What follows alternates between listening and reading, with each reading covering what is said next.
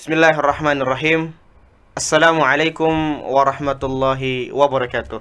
Waalaikumsalam warahmatullahi wabarakatuh. Naam, alhamdulillah wassalatu wassalamu ala Rasulillah wa ala alihi wa sahbihi wa man tabi'ahum bi ihsanin ila yaumiddin. Asyhadu an la ilaha illallah wahdahu la syarikalah wa asyhadu anna Muhammadan abduhu wa rasuluh la nabiyya wa la rasulahu ba'da amma ba'du. Alhamdulillah, Ustaz Solihin, gimana kabarnya nih Ustaz di hari ke-7 Ramadan? Alhamdulillah, menikmati puasa dengan baik dan penuh dengan semangat insya Masya Allah. Semangat itu, kalau Ustadz Solihin yang ngomong semangat itu penuh dengan wibawa ya. Kalau dinaikin sedikit nadanya Ustadz, semangat gitu Ustadz. Allah. Semangat. Allah Semangat, Akbar. Masya Allah. Takbir, Allahu Akbar. Di hari ke-7 Ramadan, pekan pertama nih Ustadz. Yap. Nah, acara kita nih Ustadz, karena beliau ini nggak ada yang nggak kenal dengan Ustadz Solihin ya. Insya Allah para santri, kalau nggak kenal sama yang namanya Ustadz Solihin berarti bukan santri mu'alimin. Oke, oleh karena itu di hari ke-7 bulan Ramadan, sore hari ini kita akan membahas beberapa hal terkait dengan ibadah puasa, Ustadz. Sebelumnya, perkenalkan dulu tema podcast kita selama 1 bulan Ramadan ini adalah ngopi, Ustadz. Ngopi itu adalah ngobrol perkara iman. Ngopi Ramadan, ngobrol perkara iman di bulan Ramadan. Masya Allah. Masya Allah. Biasanya mungkin ya Ustadz Solih ini saya tahu Ustadz yang mungkin kopi itu adalah kebutuhan primer, Ustadz. Betul. Nah, kalau biasanya ngopi itu kita meminum kopi, cuma pada sore hari ini ngopinya kita beda, Ustadz. Lebih ke bagaimana obrolan kita bisa meningkatkan keimanan. Masya Allah. Alhamdulillah, bismillahirrahmanirrahim. Bersama kita pada sore hari ini, sahabat Muin TV dimanapun Anda berada, Ustadz Solihin MPD yang akan membahas tentang beberapa kegiatan yang ada di bulan Ramadan, yaitu mandi di siang hari, sikat gigi, dan menyicipi makanan di siang hari bulan Ramadan. Apa hukumnya? Mari kita bertanya. Tanya Ustadz Solihin. Oke, sebelum kita masuk ke situ, Ustadz, kita sedikit berbincang dulu, Ustadz. Masalah tadi gosok gigi, kemudian mandi siang hari, kemudian mencicipi makanan itu kayak kegiatan yang mungkin kalau mencicipi makanan ibu-ibu ya biasa dilakukan oleh ibu-ibu. Kemudian mandi ini semua kalangan pun, kemudian sikat gigi pun semua kalangan. Bagi Ustadz Solihin sendiri nih, seberapa sering Ustadz mencicipi makan istri ketika mau berbuka puasa, Ustadz? Atau siang hari deh? Mencicipi makanan selama bulan Ramadan kayaknya jarang, Ustadz. Karena Jarang. kebetulan aktivitas di madrasah yang membuat lebih sering di luar.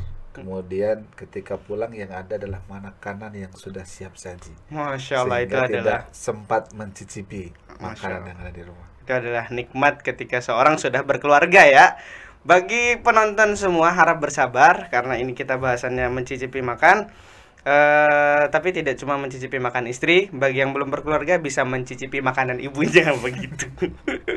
Baik Ustaz, langsung saja ke hukum ya. Kita akan menanyakan hukum 3 hal tersebut karena 3 hal ini menjadi sesuatu hal yang membuat orang gelisah, galau, merana ketika saya tadi ketika sikat gigi nggak sengaja kok ada rasa odol ya gitu, atau misalkan ketika saya mandi kok saya lebih semangat, kemudian atau ketika mencicipi makanan, ingat cicipin di sini cicip ya, cicip menyicipi rasa ya. Sahabat Muin TV yang dirahmati Allah Subhanahu wa taala, kata cicip itu bukan makan 3 sendok atau 1 piring ya. Kata cicip itu sedikit saja untuk menyicipi rasanya. Oleh karena itu kita akan membahas dan bertanya kepada Ustadz Solihin. Silakan Ustadz Solihin, bagaimana hukumnya 3 hal tersebut? Baik, bismillahirrahmanirrahim. Alhamdulillah wa syukurillah wa la hawla wa la quwata illa billah. Ustaz Deden dan sahabat Muin TV yang dirahmati oleh Allah Subhanahu wa taala. Bersyukur kepada Allah Subhanahu wa taala pada sore hari ini kita bisa ngopi bersama ya Ustaz Deden. Semoga kopi atau ngopi kita di sore hari ini penuh dengan keberkahan dan menjadi bagian dari kita untuk mensyukuri dan menikmati ibadah di bulan Ramadan di tahun ini. Baik, berkaitan dengan 3 hal ya, mandi, kemudian gosok gigi, dan juga mencicipi. Itu adalah 3 hal yang mungkin tidak bisa lepas dari kehidupan kita. Ya. Mandi tentunya setiap hari kita mandi. Terlebih kita di negara kita ya, di Indonesia yang cukup panas ya. Betul. Itu kalau kita tidak mandi maka akan membuat ya badan kita menjadi penuh dengan keringat, gerah bisa jadi gitu. kita mengganggu tetangga kita, Betul. mengganggu orang yang sebelah Malah kita. zolim jatuhnya Ustaz ya. Betul. Maka kita perlu mandi. Kemudian gosok gigi juga demikian. Ya, dengan kita berpuasa itu kan membuat kandungan di dalam perut kita itu kosong, kemudian pencernaannya juga ya tidak bisa maksimal, sehingga itu juga mengakibatkan bau mulut kita itu tidak baik ya, bahkan menjadi bau. Meskipun kita mendapatkan jaminan ya, di dalam hadis disampaikan baunya orang berpuasa itu juga mendapatkan pahala tersendiri kan gitu. Itu juga tidak bisa kita lepaskan, tetapi kita harus tetap menjaga bagaimana kita bisa menjaga bau mulut kita itu dengan baik. Berkaitan dengan mencicipi pun juga demikian. Seorang ibu rumah tangga atau bahkan orang yang memasak, baik itu untuk dirinya sendiri ataupun untuk orang lain, kan tidak bisa sembarangan untuk memasak begitu saja. Iya, nggak mungkin Menaruh langsung ya betul, apalagi tidak semua chef juru masak itu mereka adalah profesional. Yang kita lihat di TV itu tinggal gini-gini ya, itu masakannya bisa enak gitu ya. Tapi kalau di rumah tangga maka harus betul-betul bagaimana ukurannya itu bisa sesuai agar bisa pas, sehingga ketika berbuka puasa itu orang yang menikmati buka puasa itu merasakan kenikmatannya, bukan malah, wih ini gimana nih rasanya. Jadi justru malah yang pinginnya menikmati makanan yang ada justru malah bisa jadi malah menjadi tidak nyaman. Berbuka puasanya itu menjadi tidak nikmat. Dari hal tersebut saya menyadar ini dari himpunan putusan tarjih ya, yang jilid pertama di sini ada Ustadz disebutkan ini berkaitan dengan pantangan orang yang berpuasa di nomor 21 dan 22 ini disampaikan, wala ba'sa antastak wa antaksila minal khur. Nah, jadi di sini disampaikan tidak mengapa kamu menggosok gigi dan mandi karena kepanasan. Wala ba'sa fi. Wala ba'sa fi. Begitu juga dengan yang mencicipi, tentunya orang yang mencicipi itu kan beda makan ya Ustaz ya, sebagaimana tadi Ustaz Dedan menyampaikan ya, mencicipi itu bukan satu sendok satu piring dan seterusnya, tapi sekedar mencicipi itu boleh selama tidak sampai di tenggorokan, tidak sampai ditelan Ustaz ya. Tidak sampai ditelan itu hukumnya mubah. Jadi itu hukumnya boleh. Nah, dari fatwa dari tarjih demikian, itu disampaikan seperti itu. Bahkan Rasulullah SAW pun juga pernah mengalami hal seperti itu. Untuk kejadian yang pertama mandi, ada hadis yang disampaikan oleh yang diriwayatkan oleh Abu Dawud, yang disampaikan kalau Rasulullah SAW, laqad ra'aitu Rasulullah SAW bil arji yasubu ala ra'sihi al-ma'a wa huwa sha'imun minal atosi au minal har. Yang artinya, sungguh aku melihat Rasulullah SAW mengguyur kepalanya karena keadaan yang sangat haus dan sangat terik dengan air, sedangkan beliau dalam keadaan berpuasa. Nah, sehingga kita tahu ya, di Arab itu panas sekali. Luar biasa. Berpuasa di tanah suci atau di Arab Saudi itu tentunya menjadi tantangan tersendiri, meskipun saya belum merasakan saat itu. Tetapi di Indonesia, kita tinggal di Jogja 2-3 hari yang lalu aja ketika panas tuh luar biasa panas. Itu juga sudah membuat kita terasa sekali perjuangannya. Artinya kalau dikutip dari apa yang dijelaskan oleh Ustadz Solihin berdasarkan himpunan putusan tarjih tentang tanya jawab tadi itu, jadi tidak masalah Ustadz ketika misalkan seseorang ini melakukan mandi di siang hari dengan tujuan untuk menguatkan badannya, padahal posisi dia dalam keadaan berpuasa, tidak mengapa begitu. Boleh Ustaz. Sebagaimana tadi Rasulullah pernah mengalaminya Ustaz, ya.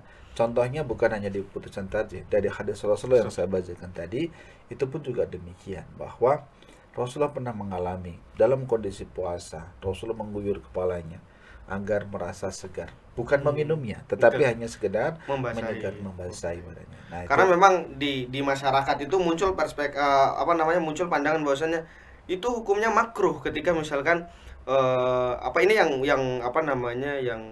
mayoritas masyarakat percaya itu bahwasannya ketika misalkan kita mandi kemudian di siang hari dengan tujuan untuk menguatkan diri kita yang berpuasa, maka itu hukumnya makruh. Nah, ini hal yang perlu kita luruskan, padahal betul. Nabi Muhammad SAW sudah mencontohkan itu, Ustaz, ya. Begitu. Betul, dan dalam fatwa tarjih ini disebutkan wala ba'sa. Kan udah jelas wala ba'sa, enggak apa-apa, boleh gitu. Jadi kita tidak perlu khawatir berkaitan dengan hal tersebut, karena niat kita akan menyegarkan badan kita agar kita dengan kita mandi badan itu segar, tidak terasa berat sekali menjalani ibadah puasa itu. Tentunya ya inamal a'malu binniyah tadi menjadi pondasi kita.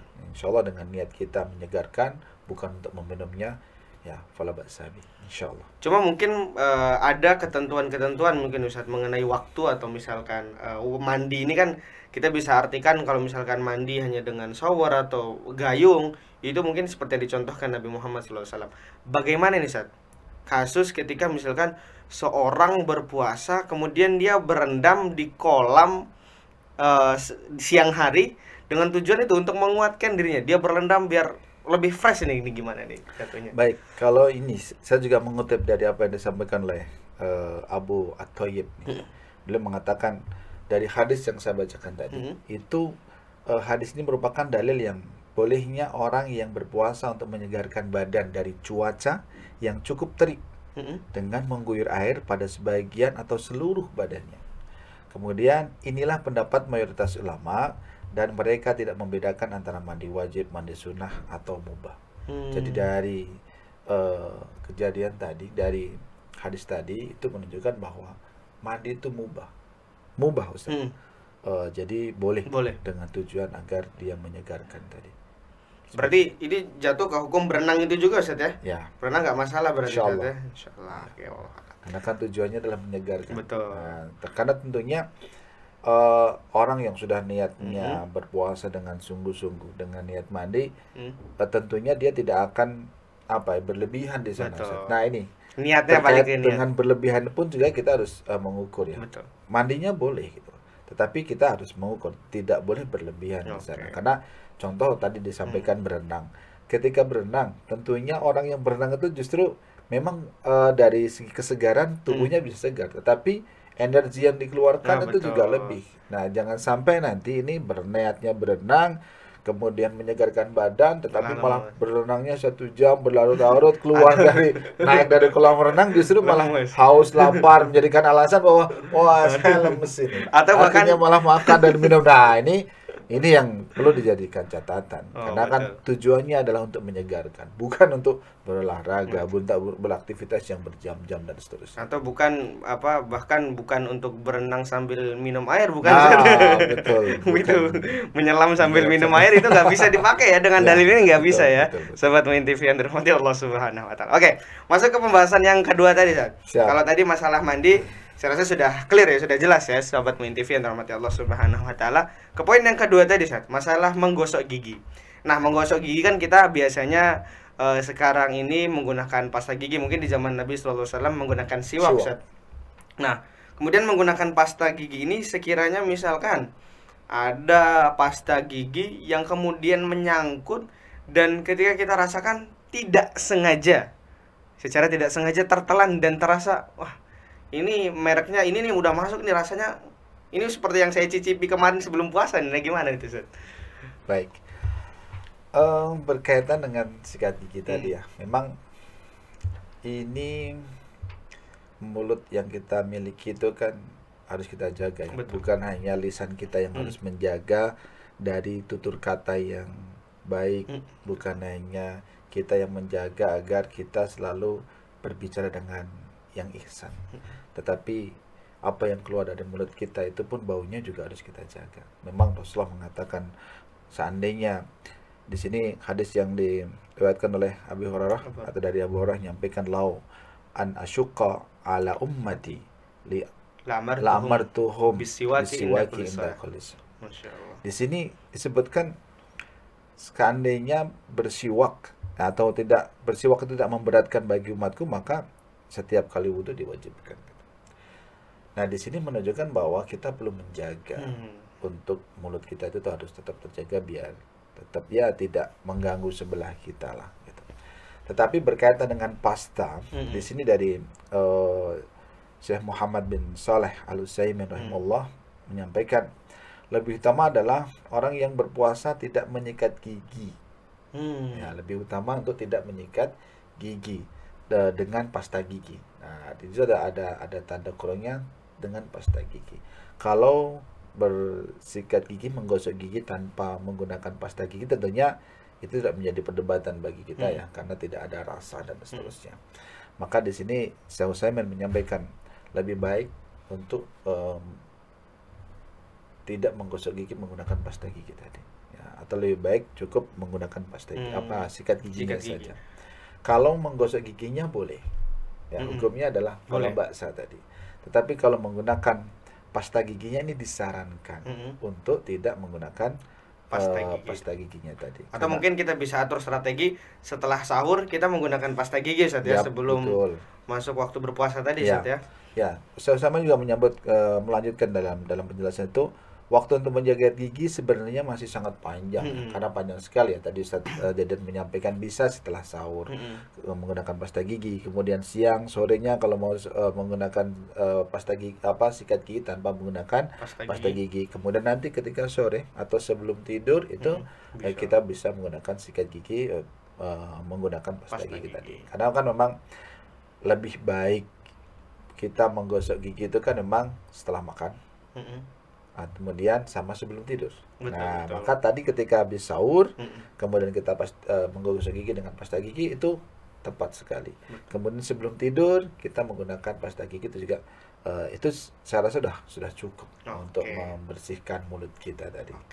Saya rasa sudah jelas ya untuk poin kedua tadi mengenai sikat gigi. Kemudian terakhir nih Ustaz, karena memang katanya sudah mau masuk waktu berbuka ini udah. Masya Allah udah gak terasa sekali ya kita ngobrol. Udah mau diselesaikan saja ini. Nah, untuk masuk yang hal ketiga tadi Ustaz, mengenai menyicip makanan. Nah, kalau misalkan tadi sudah dijelaskan mengenai cicip makanan itu ya seperlunya aja sampai rasanya terasa begitu Ustaz ya. Nah, kalau misalkan Ustaz ketika seseorang menyicip makanan, ya namanya ibu-ibu ya, kebiasaan untuk menyicip makanan itu ya walaupun awalnya ditaruh di lidahnya untuk diicipi, kemudian lupa Ustaz. Lupa, akhirnya masuklah beberapa sendok ini ya secara tidak sengaja. Nah, kita garis bawahi secara tidak sengaja. Bagaimana hukumnya Ustaz? Ini sebentar lagi padahal waktu berbuka. Apakah dia melanjutkan puasanya atau membatalkan puasanya? Gimana Ustaz? Satu, saya menggarisbawahi kata-kata lupa. Lupa. Ya, kalau lupa itu insyaallah ma'fu Ustaz.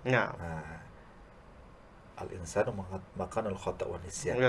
Manusia itu kan tempatnya untuk berbuat salah dan lupa tadi. Itu kalau lupa itu boleh. Insyaallah ma'fu. Tapi kalau dengan kesengajaan itu menjadi problem. Tapi kalau berdasar pada hadis yang dari Ibnu Abbas ya, hadis yang dari Rasulullah SAW disebutkan bahwa la ba'sa ayaduqa al-khalla au asy-syai'a ma lam yadkhul khalqahu wa huwa sha'imun. Nah, ini malam yadkhul itu ya betul. Khalqahu. Lam yadkhul khalqah. Nah, jadi ini poinnya di situ. Tidak mengapa seseorang yang sedang berpuasa mencicipi cuka atau sesuatu. Ini boleh, la ba'sa, boleh. Mencicipi daging, boleh. Mencicipi minuman, boleh. Tetapi yang perlu kita garis bawahi bahwa ma lam yadkhul khalqah, selama tidak masuk sampai ke kerongkongan. Nah, ini syaratnya itu. Oke. Boleh, tetapi tidak masuk ke dalam kerongkongan. Kerongkongan. Sebagaimana yang dicontohkan oleh Nabi Shallallahu Alaihi Wasallam. Begitu, Ustaz. Oke, Masya Allah, ini sudah terjawab semua, jelas. Singkat, padat, dan jelas nih, Masya Allah. Dengan dalil-dalil hadis Nabi Shallallahu Alaihi Wasallam, kemudian juga fatwa para ulama, dan juga dikutip dari manhaj tarjih atau himpunan putusan tarjih itu. Alhamdulillah, sahabat Muin TV dimanapun berada, mengenai hal-hal yang tadi menjadi istilahnya problematika, Ustaz ya, yang sering dialami di masyarakat tentang mandi di siang hari di bulan Ramadan, kemudian menyikat gigi dan juga menyicipi makanan. Alhamdulillah sudah jelas. Terima kasih kami ucapkan kepada Ustadz Salihin atas kesempatannya untuk sharing ilmu kepada para penonton sekalian. Semoga di Ramadan ini kita diberkahi Allah Subhanahu wa taala, dan juga Allah Subhanahu wa taala menjadikan Ramadan sebagai madrasah bagi kita untuk menjadi lebih baik. Terima kasih Ustaz Salihin, jazakumullahu khairan. Mari kita tutup acara Ngopi Ramadan, ngobrol perkara iman bulan Ramadan, dengan sama-sama membaca hamdalah alhamdulillahirabbil alamin dan doa kafaratul majlis. Subhanakallahumma wa bihamdika asyhadu an la ilaha illa anta astaghfiruka wa atubu ilaik. Wassalamualaikum warahmatullahi wabarakatuh. Waalaikumsalam warahmatullahi wabarakatuh. Terima kasih Ustaz Salihin, jazakallahu khairan.